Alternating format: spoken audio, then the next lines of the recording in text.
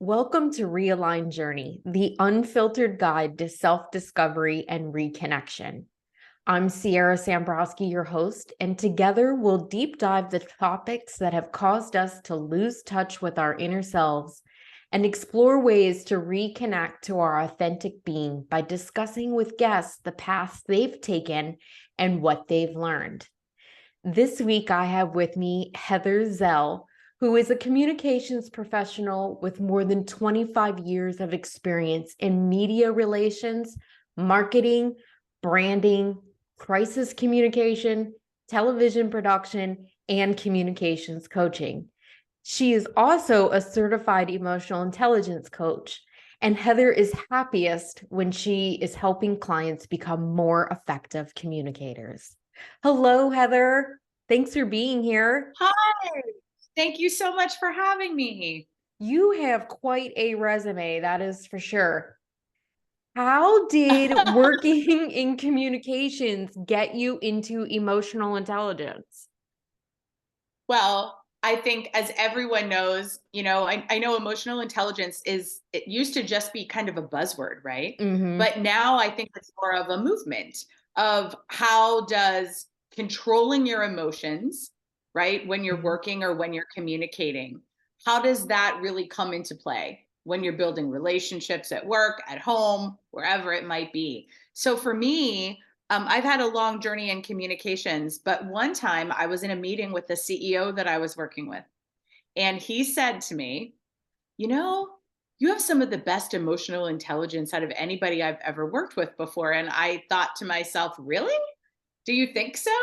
And I did a little bit more research and I was very intrigued by the idea. And so from there, I decided to go ahead and get my certification in EQ coaching because I That's loved it awesome. so much. Yeah. That's awesome. So, I mean, this begs the question then. You had to go, when somebody said to you about being emotionally intelligent, you had to go do research at the time. What does emotional intelligence really mean? How does that really translate? Those are two questions, I Yeah, know. it's so interesting because emotional intelligence. There's so much that goes into emotional intelligence. So there's actually four quadrants of it if you're looking at what that means, right? And Okay. it's all about self awareness, right? So how do you see yourself in moments or when you're communicating with other people? It's all about self management. So how do Hmm. you control those emotions? In the moment, sometimes we find ourselves in moments where they get a little out of control or they get a little heated or we get really excited about something but we kind of need to bring ourselves back down, right? So how are Hmm. we able to manage ourselves in those situations? And also social awareness, right? So what are we aware of everything that's happening around us? And then most importantly, what I think is so important is relationship management. And so those are kind of like the four buckets of EQ, as we call them, or the quadrants. Okay. But really, in a nutshell, emotional intelligence is really about learning how to control your own emotions and those emotions of the people around you, right? Okay. So, how do you react to something? How do you listen to somebody? One of the biggest, I think, benefits that someone gets from emotional intelligence coaching is really learning how to deep listen. And that is one of the biggest takeaways that you can take from EQ is listening deeply so that you're listening to understand the person that you're communicating with, not just to respond to them. Hmm. And that certainly seems like a no-brainer for really shifting and changing your relationships because and of any kind, right? Because if the person that you're engaging with in on whatever level, there's always this relationship to each other, if they feel like they're really being heard, the amount of trust and competency, like everything just goes through the roof in the way that they now perceive you, I would think. Yep, that is exactly right. And Yeah. so it's really trying a deeper understanding of each other or where the other person is coming from when you're communicating. It's able to know when you do build that trust from deep listening. then it's able to sometimes have those difficult conversations that you might need to have with somebody, Mm. knowing that it's a safe psychological space to have those conversations. Hmm. So there's a lot that goes into it. But really it's when you are able to channel it, and many years ago people thought this was not able to be taught.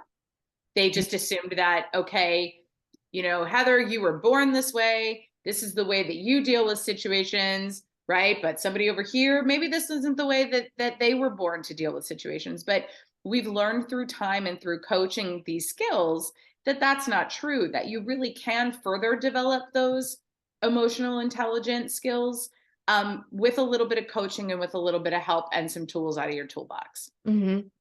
And is the foundation of it all really learning to have some self-awareness and that connection to yourself first? Yes. I think, you are always, especially as women, sometimes I think we're always our own worst critic, right? Hmm. Sometimes we're our own biggest fan, maybe when we shouldn't be. I mean, we should always support ourselves and practice self love. But sometimes, there may be behaviors that we shouldn't support, and we need to recognize those behaviors, right? Yeah. So yeah, it is. There's so much self awareness that goes into this, and if you understand how you react in certain situations and you really make peace with that and can say, I think I can do a little better, or I had a fight with my husband last week, right? Hmm. And that didn't go so well. And I don't really think my point got across there, but maybe it was because of the way that I approached it and the Hmm. way that I approached the communication. If I'm more self-aware of how I'm handling that situation in the moment and I'm able to control those emotions so that things don't get escalated, we would have had a completely different conversation. And Hmm. that's why self-awareness is so very important. Yeah, for sure. And I would think too that like some people are really disconnected from their own emotions. Mhm. I think I've talked about this before, with anybody that has followed me and other things, not necessarily on a podcast episode, but that for me personally, I had disassociated from my emotions as a way of sort of surviving through my childhood. And so, and I had repeatedly gone into therapy, but I know in particular, like around the time when I was around 30, I finally had a therapist that was like, well, how do you feel about this? And I was like, I don't know. And she's Yeah. like, well, are you sad? Are you happy?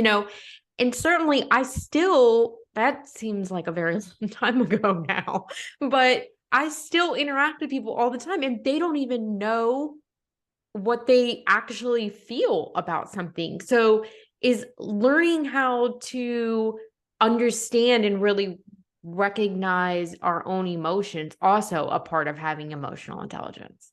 Yes. I mean, for sure. And I think one of the great things that have come out of I mean, obviously the pandemic was difficult for everybody, and the isolation in some Hmm. spaces, and people that were very disconnected, who lived alone and who didn't, weren't around a lot of people. The one good thing that I think has come out of that is the mental health conversation that we've all Hmm. needed to have, you know, Agreed. that Yeah. it is okay sometimes to not be okay. It's okay to not be in touch with your feelings, but it's okay to ask for help about that. And I've done therapy several times in my life, and I have found it to be so helpful. Hmm. And sometimes, there are seasons for it, and Hmm. it's okay. And it might not be that you're in total crisis or that you're feeling like a train wreck or whatever it might be. It's just really to kind of help you figure out, why am I feeling a certain way? Or like you Hmm. said, I'm really not in touch with my feelings, or I'm kind of blacking things out. Hmm. You know, People have the tendency to do that, but I think therapy helps so much with those things. Sometimes just to speak to a third party that, Hmm. that has real no investment other than to help you Right. in your life, right? They Right. don't know what's going on in your personal life. I mean, they do when you tell them, Right. but they can act without judgment, Yeah. right? Which is Yeah. something that's so important, in our lives. And also part of EQ is how do you act without judgment? How do you make peace with some of the things that have happened to you previously? How do you Mm. not let those things hold you back from what you know you can be? I mean, I talked to, I got divorced about 8 years ago, and Mhm. friends that have also been in similar situations. And sometimes when people are in that situation, they tend to just shut down. Mhm. Um, and I chose to do something different, which was really come out of that with a new, I guess, a new definition and meaning of who I was, Mhm. right? Like, who am I as a person by myself? And what value do I bring to situations, relationships, and how can I make that better moving Mhm. forward? And, I think a lot of people, when they might be in relationships that are not right for themselves, lose themselves in the Mhm. situation, and you have to find yourself again. And Mhm. so I think being in touch with those emotions, like we talked about, and having a little help in that area is Yeah. good to maybe find yourself and have a path forward. Yeah.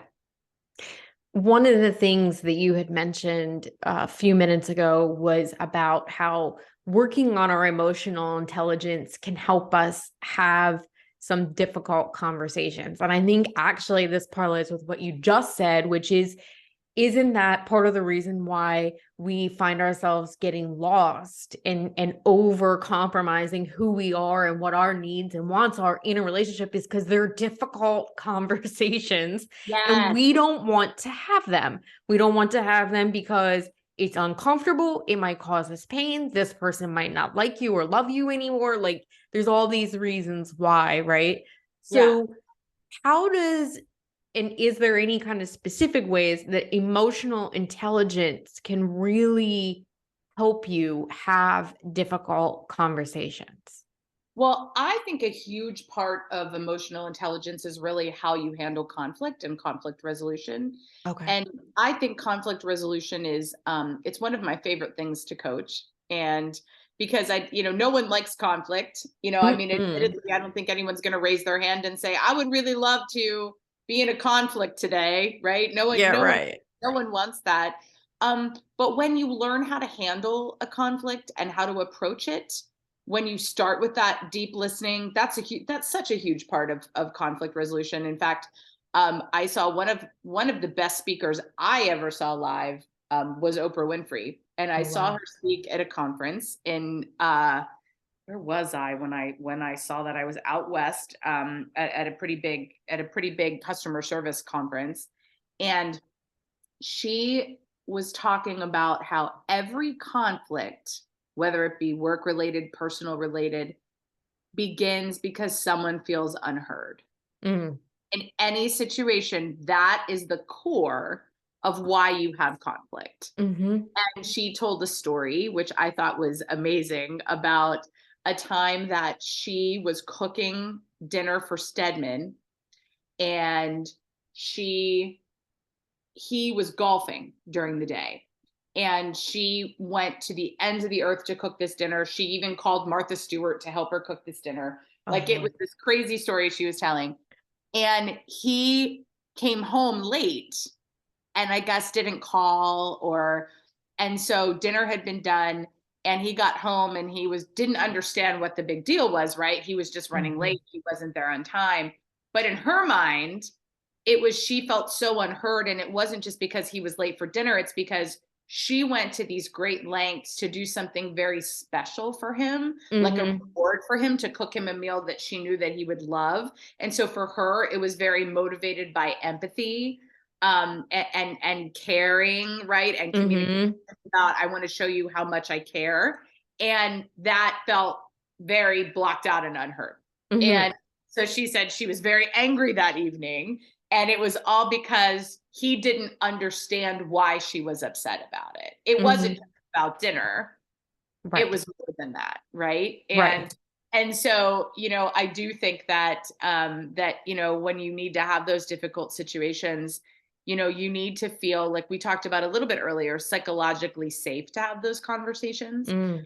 I know some people can be in relationships where they feel as though, and this has happened to me in the past, where you want to say something, but you don't want to trigger that other person, or you might be afraid that you're Mhm. walking on eggshells and you Mhm. don't do that. And so I think I've learned now that that probably means that that is not the right relationship for you. Mhm.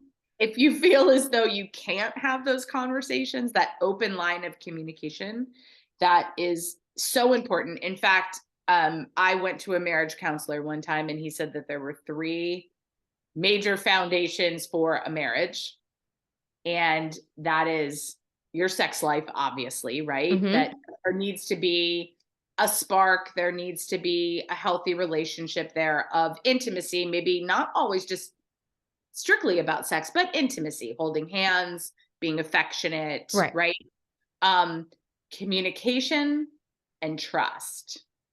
And he said, if the communication and trust are broken, or you feel that you can't do those two things, your relationship is probably not able to be repaired. Yeah. And I've And never forgotten that. yeah, which makes total sense because, I think of when I think of safe space, I think of emotional intimacy. Hmm. And so you can't possibly have any kind of emotional intimacy unless you are feeling safe, you're feeling there's trust, and that means that there's good, clear communication, right? Right, right. Like the healthiest relationships are where you feel like you can talk about anything with that person, Mhm. right? Mhm. And it does help to build up that emotional intelligence and those EQ skills to be able to do that. And it's a journey really, I think, throughout life, that we learn to handle situations differently. Like I am in a super healthy, supportive relationship now where I feel as though no topics are off the table. Mhm. I never feel like I can't say something that I want to say. I don't think he feels like he can't say something that he doesn't want to say. And because of that, that open line of communication is just so comforting and reassuring. And it just makes you feel very loved, very appreciated, and very safe. What can we do to kind of help foster that? Yeah. Like when I was just listening to you talk, you were saying about he doesn't feel I don't believe he feels like there's something he can't talk about. I don't feel like there's anything I can't talk about him. Again, it makes me kind of think of some of the people that I know myself, even in the past, where it wasn't always that the other person wasn't making me feel safe. Something in me Yeah. wasn't feeling safe Yeah. because I had had a past history. There was trauma and patterning around it wasn't okay to speak up and say what you needed to say. So it makes me think like if we don't always know if a person is carrying that same piece around where they just naturally feel unsafe. So how can we foster an environment that might really reassure somebody, especially if they have those kinds of, hesitations around it? I think it's truly just opening up the line of communication and asking questions, Mm. and really getting to know somebody that you're in a relationship with, whether it be a really good friend or a partner or whatever it might be, when you're on a deeper level, just to have that connection and say, I've noticed that maybe you haven't opened up as much about some things when we're in discussions. What would make you feel better about that? Or is there anything that you would like to talk about with me that you haven't talked about with me? And are there Mm. reasons why maybe you don't want to share those things, but let's have a conversation about it? Because I think when the person understands that it is a safe space to have those conversations because it's made known to them by the other person, that can really help foster and initiate that growth for you to say, Mm. you know what, we can have this conversation, or I do feel like this is a safe space to have that conversation. Because it's hard. I mean, when you grow up in a childhood where you had some things and everyone has a past and everyone has a history, right? Mhm. Mhm. And it makes it really hard. I had a father who struggled with alcohol, and that was a very big factor in my life growing up. And Mhm. and it's, how do you make peace with things that have happened in the past, but then also set boundaries for yourself in the future Mm-hmm. to know that these situations aren't okay. These behaviors from people that I'm with are not okay, right? Mm-hmm. Mm-hmm. Um, but I'm not going to let those hold me back from physical or emotional intimacy. I'm not going to tell people or not be myself or not be open to new relationships and new things Yeah. because of my past. And that's hard. And I do think that therapy helps quite quite a bit about that. And I think when we do have instances like that in our childhood, especially as women, we tend to want to be savers as we Mm-hmm. grow up because we wanted to save what was happening in our world or fix what was happening. And so we kind of carry that with us as we grow older. We want to be fixers, right? Mm-hmm. Mm-hmm. Um, and so I had a therapist who helped me realize you can't fix everything. Mm-hmm. And it's not up to you to fix everything. You can fix yourself, Yeah. but you can't fix everybody else. And the weight of the world is not on your shoulders. Yeah. It's interesting that you bring up that piece of it too, because it's certainly something that I've always identified also, that a lot of times at the root of wanting to fix things is really this deep sense of responsibility for other people's emotions, right? Yes. Like Yes. I also had a therapist who literally used to make me say over and over again when I would come in, just to start, I am not responsible for other people's happiness. I am not responsible for other people's happiness. And That's right. so, yeah, I mean, I think that again, I think it's a little bit of a plight of a woman's path in general. Just generationally, we were taught to be that we were supposed to be nurturing, and somewhere along the line, the idea of nurturing became this translation into being responsible for other people's feelings. Um, Right. so Yes. I mean, this must be something that you can work on with emotional intelligence, like this repatterning of how you determine this is mine, this is not mine. Where's this internal boundary about what is my responsibility? Like what's showing up and being a good listener and Yeah. responder, and what is beyond that, what is mine now taking on a sense of responsibility for somebody else to try and get them to feel better about the Yeah. situation or whatever we're discussing. And I mean, it's really about, about like what we talked about controlling those emotions, Mhm. right? And when you learn to control your own emotions in a way that you can have level-headed conversations, or you can approach things without taking them to one extreme or another, right? Because we tend to do that sometimes, like Mhm. depending on the Mhm. situation. But if you have that self-management and that self-awareness of what's happening with you, what ends up happening is when you're able to control your own emotions, you're also able to help control the person's emotions that you're speaking to. Because one of the things that I think is very interesting is individualism. So when you, Mm. like, if you're a boss at work and you have a team of 10 people, you know, you may respond, someone is like Mary on your team is going to respond maybe differently than John's going to respond. Mhm. Certain things Sure. motivate one person versus certain things that motivate another. So it's really that self-awareness and that self-management and the social awareness of a situation to how do I approach this person? And so when you learn those tools, you better are able to also kind of control their response in a way. You Mm. can't always control it, but the way that you approach it, you may get a different outcome. Right.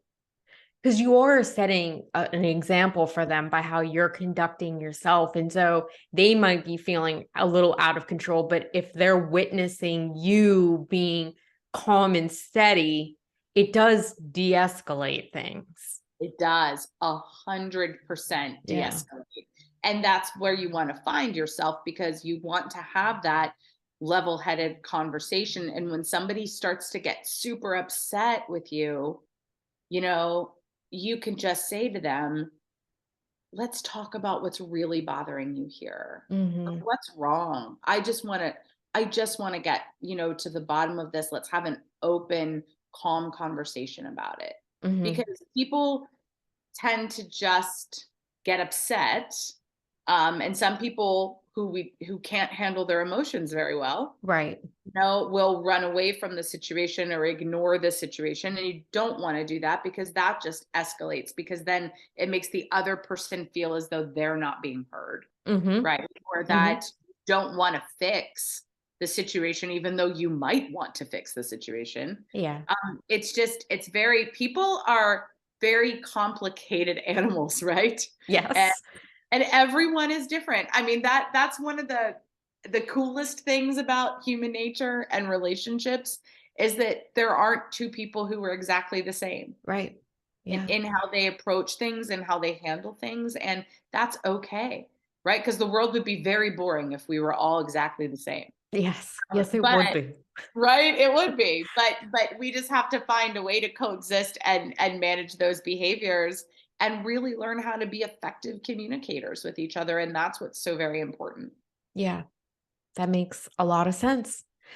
What, you talked about these different people and being at different levels of emotional intelligence, different levels of communication abilities. What if there's somebody that you really are struggling to connect with?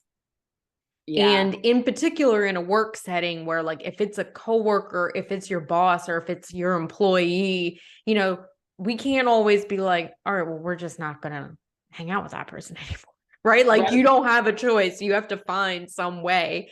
So, are there like some tips or some suggestions that you have about how do we try and bridge that gap to it with somebody that we find really difficult to connect and communicate with? Yeah. I mean, I think it's all about communication and collaboration.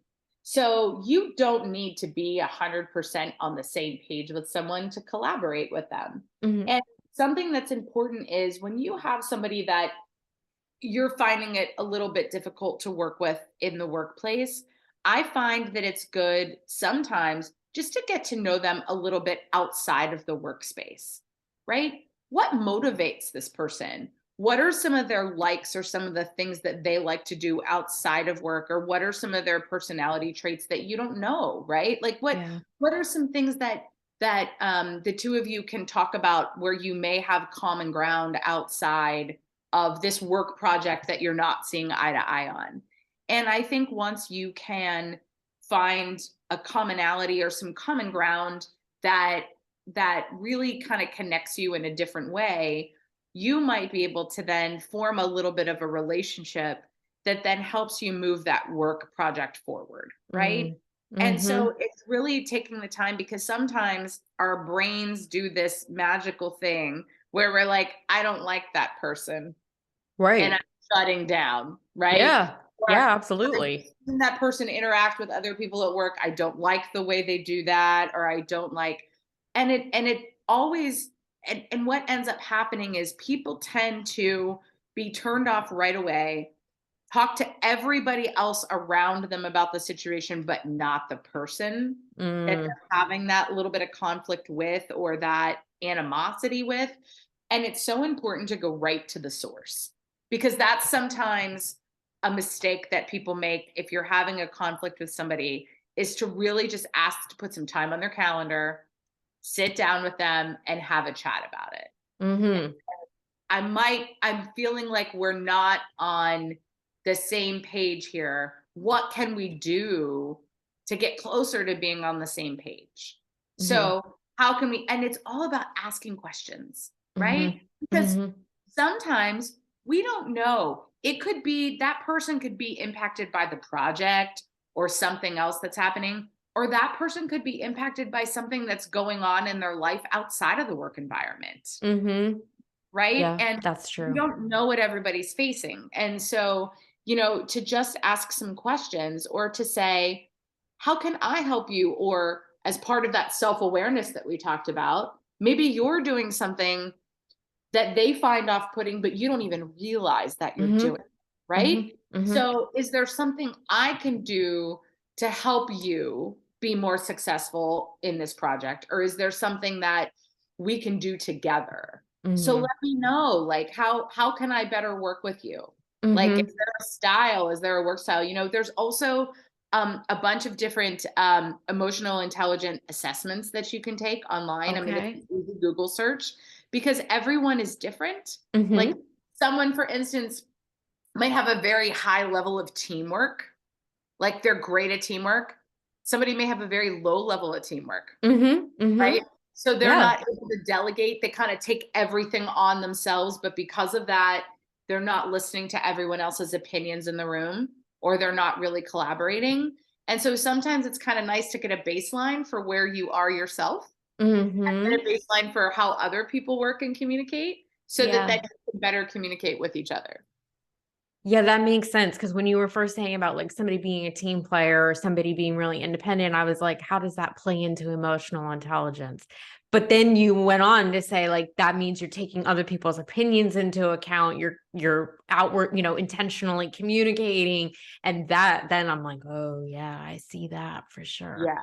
Or someone may have a very high sense of self-esteem, which is not always bad, right? Right. And they have a very low sense of teamwork, which means that they're probably the person who is more of a dictator, or more of somebody who's just going to take a project and do it and say, this is how it's going to be, and less of a collaborator. And so sometimes what that means is you need to look at those elements and realize, as a big boss, sometimes, do I have the right people in the right roles? Mm-hmm. And Mm-hmm. sometimes you don't, right? And Yeah. sometimes they might need to be shifted or put in different places where their strengths can really play to those benefits. And then, because what you don't want is a workforce who feels unheard by somebody that's working above them. And that Yeah. can be super detrimental to everything, right? To the business's future, to keeping employees happy and satisfied, because that's a huge, right now, with the ability to remotely work pretty much anywhere for several companies across the country. It used to be that, the only job opportunities you had were local job opportunities that were Mm-hmm. where you lived. That's not the case anymore. Right. Where Exactly. people can easily leave for another Yeah. job if they're not happy. And so I think now more than ever, when we're just talking specifically about the workspace, employers need to be very aware of what's happening, and with their employees, and that base, to make sure that everything's running smoothly and that they've got a good handle on that. They really need to be in touch. And this is why now more than ever, leaders need emotional intelligence, and they need Mm-hmm. to be leading with empathy, right? Because you could be Yeah. the smartest person in the room, but if you lack empathy and emotional intelligence in leadership roles, you're not going to get the job done. Mm-hmm. Yeah. Oh, that's a whole nother side conversation. The All whole this stuff. I was like, oh, it is we'll try to completely. stay focused. Um, you know, again, just kind of thinking to the next step of that. So it seems like there's must be a part of emotional intelligence that is addressing our abilities to be able to hold emotional boundaries and have emotional resilience too. Mhm. Yeah. How does that kind of tie into whether or not I mean, because it seems like you could be that person who is like, I am holding emotional boundaries. People can pendulum swing, like when they go from being a doormat to all of a sudden now they're a brick wall about their boundaries, right? Yeah. And you're like, Uh-huh. hold on. But that's not any more emotionally intelligent than being a doormat about it either. So and same thing with the resilience factor, where everything is overwashing you and you're just constantly being overrun by emotions. And then there's the other side where you like just shut down and tune out, and now you're not connecting emotionally either. So how does emotional boundaries and resilience kind of play into the emotional intelligence So I think factor? that comes back to that whole self-awareness and self-management, because you have to ask yourself the question of, what are my boundaries? Because Mm, some people may not know that. yeah. If I were to say, what are your emotional boundaries, or what are you not comfortable with, or what types of conversations are you not comfortable with, people would just probably say, I don't know. Mhm. I think that would be the right. I A can lot tell of you people, when you're it right. happens. I'll tell you when it happens, right? Yeah. Um, and so people, I think, need to set some boundaries for themselves. Where I saw somebody say, somebody wrote something on LinkedIn the other day that was really interesting. That said that when someone asks you to do something for them, um, your answer is often your go-to answer tends to be, I just really can't do that right now. I'm just really busy. Mm. But really what your answer could be is, I'm really sorry. There's a lot going on. That's just not my priority right now. Mhm. Mhm. Right. And Yeah. so That's what I was thinking. Oh, you should be saying, "This is not a priority for me right this, now. this is Sorry." not a priority for me right now. And it doesn't Yeah. mean that it might not be in the future. Exactly. Because no one wants to feel, and I'm kind of torn by that priority conversation, because I've had that conversation before where you can make people feel very badly because then you make them feel that they are not the priority. But that's really not what you're saying. So you have to be very careful in the way that you communicate it. But it's okay to say no to things. It's okay to let relationships go that you feel you are not getting the most out of. Yeah. Um, you know, it, I think we've all been in friendships or relationships that have had a toxic element to them. Mhm. You realize that, when I spend time with this person, I'm no longer feeling positive. It makes me feel negative in Or my, drained, yes, or exhausted, drained right? and exhausted. And what I tell people when they're trying to set boundaries is, it's okay to let those relationships go. Mm. And sometimes you have to do that for your own sanity, for your own um, health and happiness. Yeah. Because if you feel like someone's constantly bringing you down, but you're not a down person. So I'm typically not a down person. Mhm. am a I am a glass half full person. And I remember this one time that I went to see my family doctor, and I was having a really bad week, and I got very emotional in his office, and I started crying. Mhm. And he was like, "You know what? I'm going to write you a script for something to like help you sleep a little bit, because I know you're going through kind of a difficult time right now." But he said to me, "Heather, you are a glass half full person 99% of the time. It is okay that your glass is empty right now. Mm. You don't need to make excuses for that. You don't need to make apologies for that." And Mm. I remember thinking that I was defeated because my glass was empty. But you're not, because there's Mm-mm. always going to be those times that you need to go to the filler station, right? You're going to be on E, and then you're going to recharge and you're going to be okay. And it's, I think, part of setting boundaries, like we talked about, is knowing when you're not okay, knowing when you need to take a break, and knowing, you know, who maybe pushes those buttons sometimes of your boundaries, Mhm. and Mhm. not allowing them to do that so much. Yeah.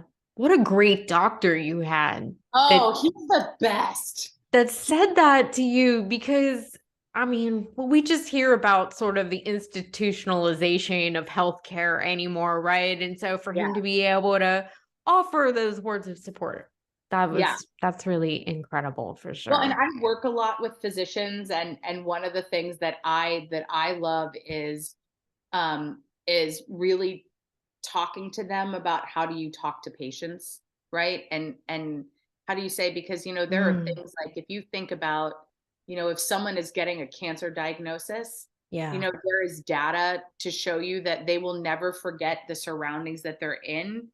They absolutely.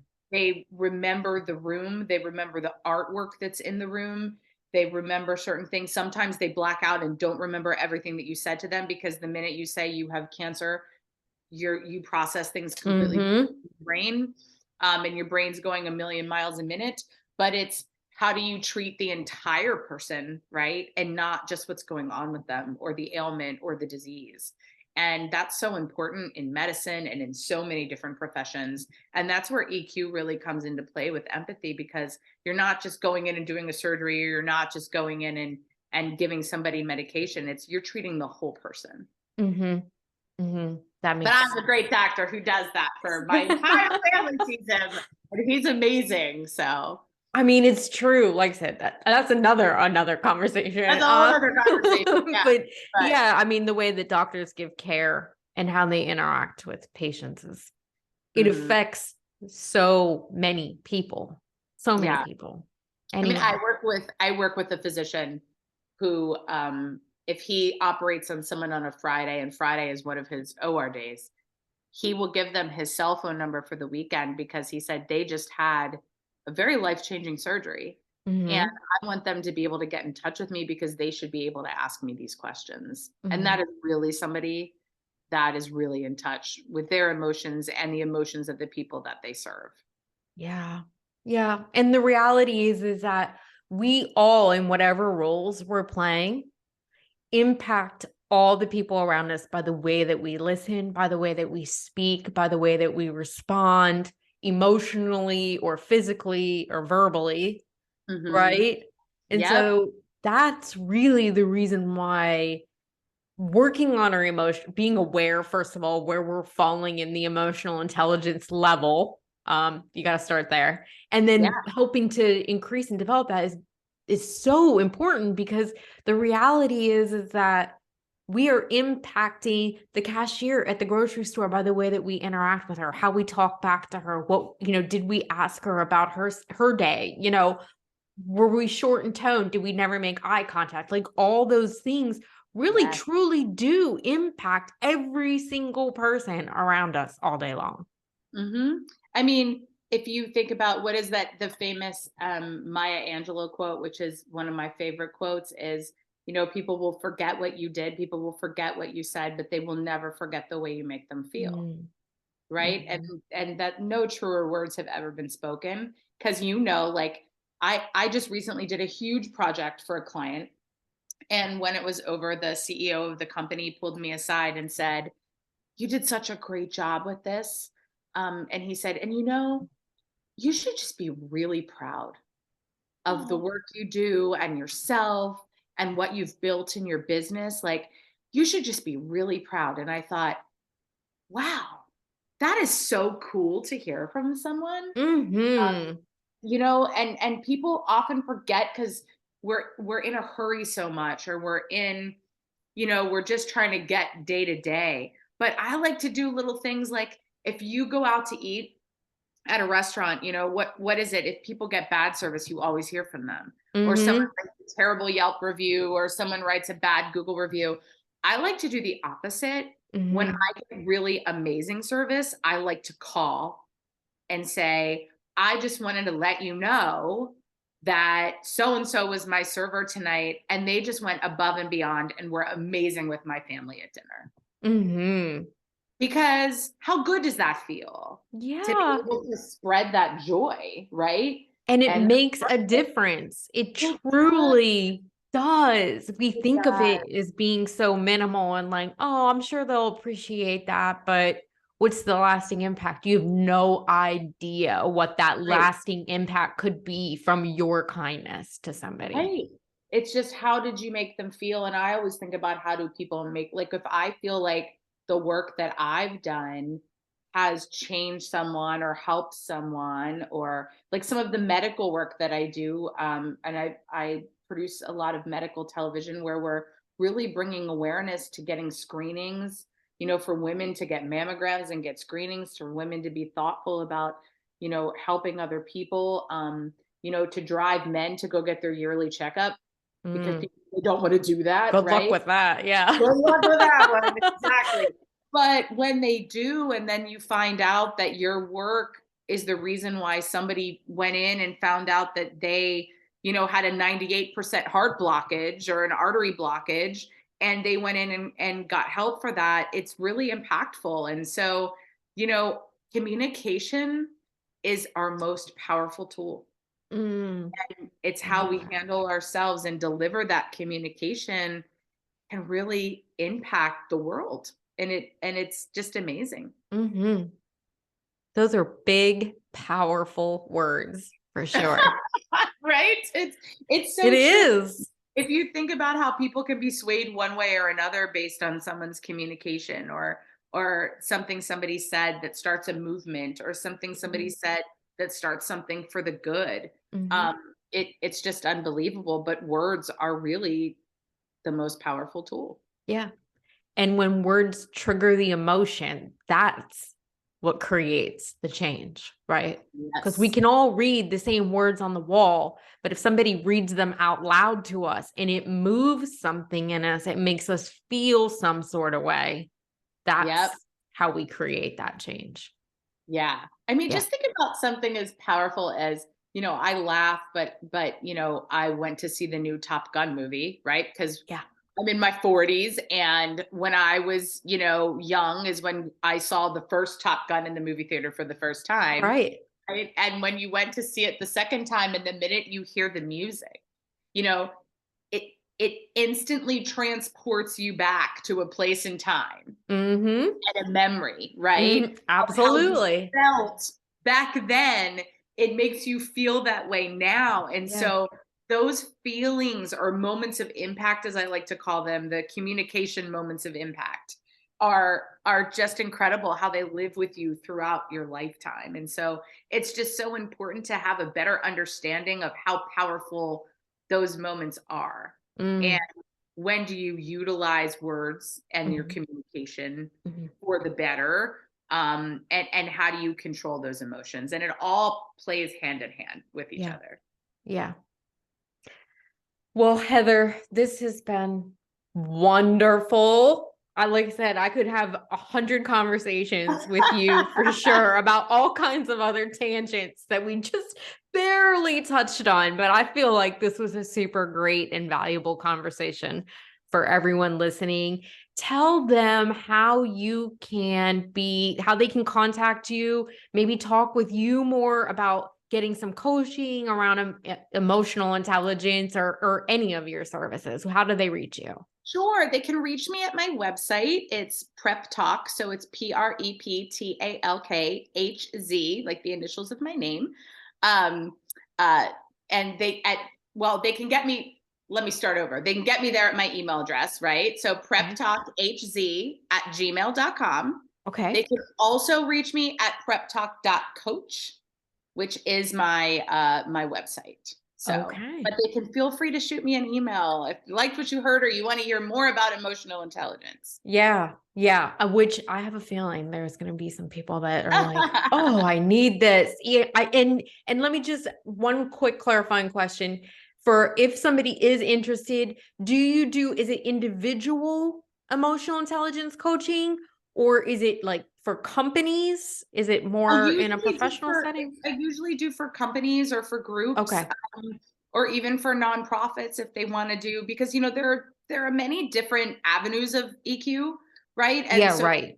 if someone's just like, what, we could really use a refresher in conflict resolution and management, Mm, so we can do that. Or if they just good want an credit. overview, right, on EQ, we can do that too. Yeah. So yeah, so anything like that. Okay. Also keynoting, if someone is interested in and just having a talk about it, feel free to reach out. Awesome. Wonderful. Thank you. You're a treasure and a delight. Oh, thank you. You're I'm so so glad lovely. that we did this. Um, and for everybody else listening, thank you so much for joining with us. And I hope that you'll check in next week for our next episode.